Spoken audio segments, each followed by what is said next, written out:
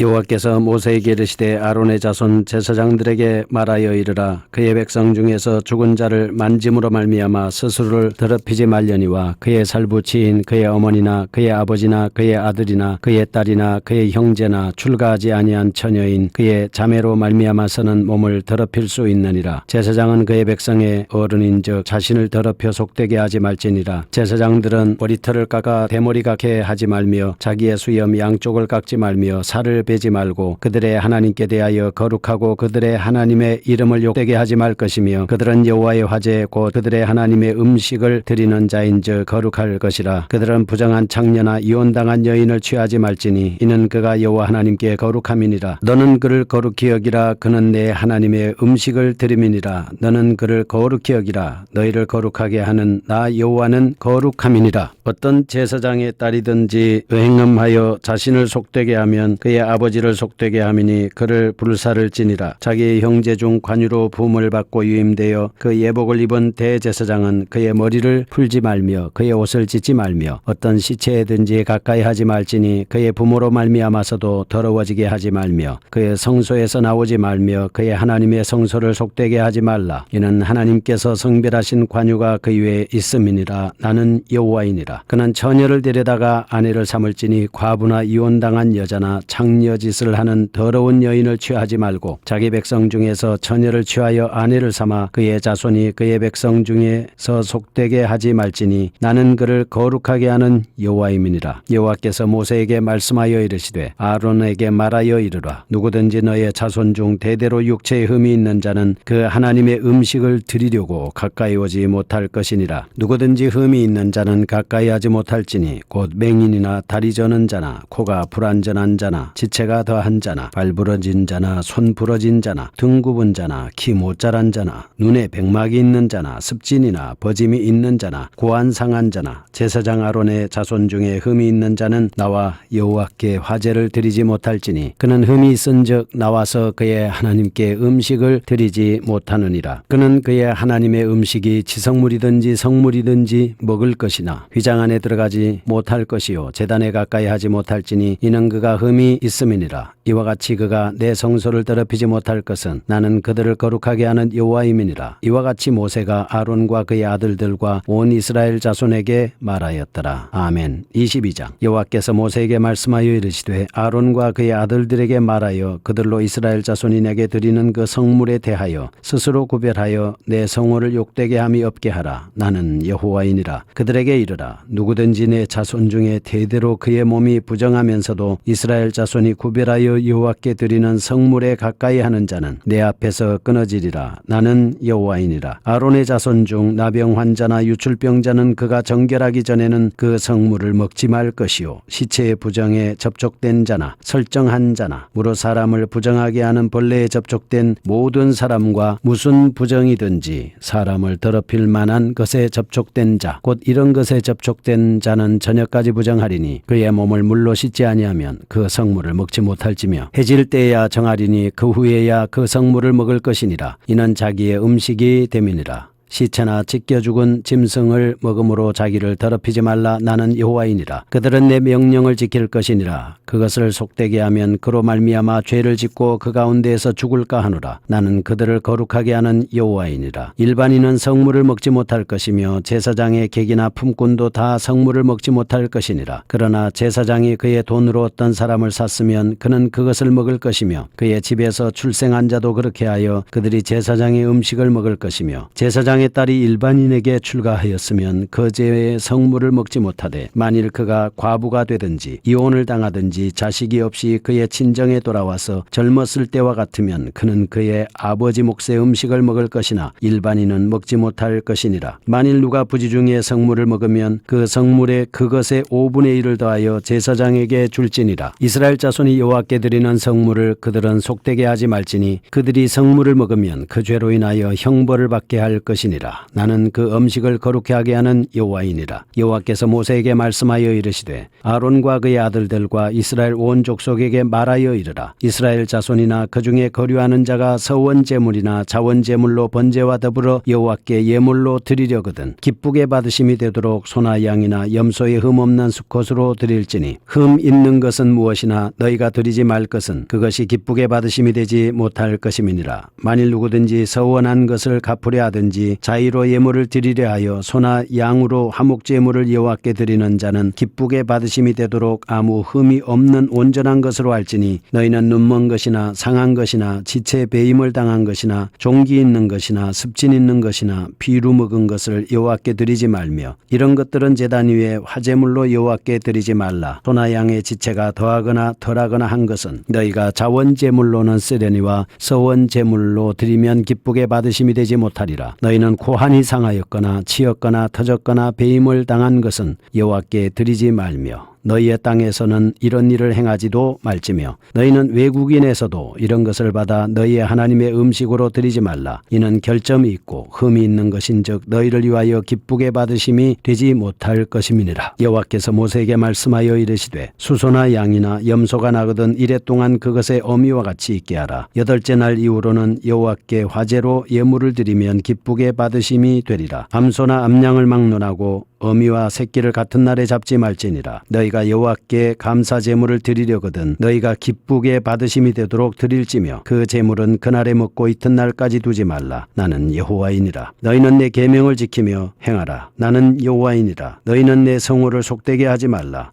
나는 이스라엘 자손 중에서 거룩하게 함을 받을 것이니라. 나는 너희를 거룩하게 하는 여호와요 너희의 하나님이 되려고 너희를 애굽 땅에서 인도하여 낸 자니 나는 여호와이니라. 아멘. 21장은 제사장의 정결 규례 및 그 자격에 대해서 말씀을 하고 있습니다. 성전에서 여호와를 섬기는 제사장의 자격 및 행실에 관해서 자세히 살펴보겠습니다. 시체에 대한 태도, 결혼 규례, 대제사장의 정결 규례, 제사장의 신체 조건, 이렇게 세밀한 자격을 갖추는 것은 하나님께 제사하는 독특한 직분 때문에 그렇습니다. 제사장의 정결 규례를 통해서 우리는 다음과 같은 교훈을 받을 수 있습니다. 첫째, 이스라엘 백성과 하나님 사이를 중재하는 구약의 제사장들은 인류의 대속을 위해 친히 십자가를 지신 예수 그리스도의 구속사역을 의미한다 볼 수 있습니다. 둘째, 하나님의 율법과 공의는 빈부귀천이나 지위 고하에 관계없이 평등하게 적용이 되고 지도자적 위치에 있는 자들에게도 그 지위에 준하는 막중한 책임과 의무가 부과된다는 사실입니다. 셋째는 오늘날 주의 사역자가 되는 것은 그들에게 타인보다 탁월한 능력이 있거나 인격이 출중하기 때문이 아니고 하나님의 무조건적인 선택에 의해서 되는 것이다. 이렇게 볼 수 있습니다. 그러면 시체와 관련된 제사장들의 정결에 대해서 1절에서 6절까지 보겠습니다. 제사장들이 지켜야 될 두 가지 정결 규례가 있습니다. 첫째는 시체의 접촉에 의한 부정이 있고 그 금지 규정이 4절까지이고 둘째는 머리털이나 수염 양쪽을 깎지 말고 살을 베지도 말라라고 하는 금지 규례가 있습니다. 이 제사장은 고륙지친을 제외한 일반 사람들이 죽었을 때는 절대로 시체에 가까이 접근해서 자신을 더럽힐 수 없습니다. 반면에 고륙지친, 다시 말해서 부모, 자녀, 형제, 시집까지 아니한 자매 있죠. 아내가 죽은 경우에는 시체를 접촉하는 것이 허락이 됐습니다. 여기서 얻을 수 있는 교훈은 하나님의 은총으로 구원받은 성도들은 하나님의 거룩하심을 본받아서 악한 세력과 상종하거나 타협해서는 안 되고 또 죄악은 모양이라도 버려야 된다라고 하는 것을 알 수가 있습니다. 그 다음에 구약의 정결의식법은 그 속에 내포되어 있는 영적인 진리가 있는데 순결한 여호와의 신앙의 보존이 참 목적입니다. 그 다음에 또 하나는 성도들에게 있어서 가장 중요한 것은 하나님의 나라와 의를 구하는 것이지만 성도들은 가정을 챙기는 일에 관심을 가져야 된다 하는 것입니다. 그 다음에 제사장의 가정관리에 대해서 보겠습니다. 제사장은 그리스도를 예표하는 사람이죠. 성도들은 그리스도와 연합한 삶을 살아야 됩니다. 그래서 가정은 하나님이 주신 것이고 그래서 아름답고 순전하게 보존돼야 되고 부부간의 신뢰와 사랑의 관계를 형성해야 되고 그리스도인의 가정은 사회적인 부분에서도 책임과 의무를 감당해야 된다. 그래서 가정의 진정한 행복은 하나님의 은혜로만 가능하다라고 하는 것을 알 수가 있습니다. 그 다음에 대제사장의 정결 규례를 보겠습니다. 10절에서 15절인데요. 그 예복을 입은 대제사장은 머리를 풀지 말며 그의 옷을 찢지 말며 어떤 시체든지 가까이 하지 말지니 그의 부모로 말미암아서도 더러워지게 하지 말며 또 성소에서 나오지 말고 하나님의 성소를 속되게 하지 말고 성별하신 관유가 있기 때문에 그것을 잘 지켜야 됩니다. 그 다음에 처녀를 데려다가 아내를 삼아야 되고 과부나 이혼당한 여자는 아내로 삼으면 안 됩니다. 역시 창녀짓을 하는 더러운 여인도 취해서는 안 된다라고 하는 것입니다. 자기 백성 중에서 처녀를 취해서 아내를 삼아서 결혼을 해야 된다 하는 이유는 그의 자손이 그의 백성 중에서 속되게 하지 말지니 나는 그를 거룩하게 하는 여호와이기 때문에 그렇다 하는 거예요. 그러면